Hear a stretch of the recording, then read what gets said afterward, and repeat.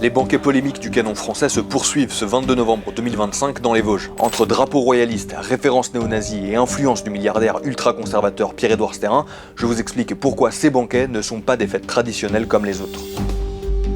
Sur les réseaux sociaux, les vidéos des banquets du canon français sont virales. À première vue, on y voit simplement des bérets, de la charcute et on entend des Marseillaises.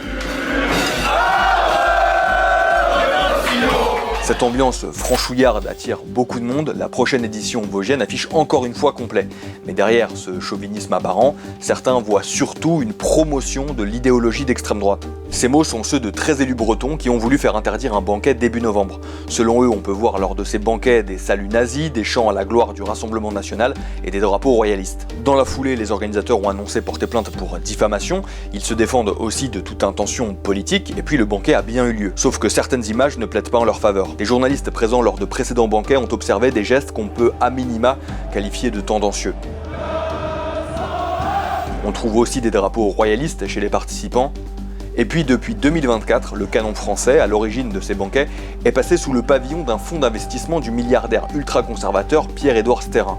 Son projet politique pour faire gagner la droite et l'extrême droite a été largement documenté dans Libé. Les organisateurs, eux, rappellent que tous les participants doivent respecter une charte de bonne conduite où il est notamment demandé de ne pas imposer ses idées politiques aux autres.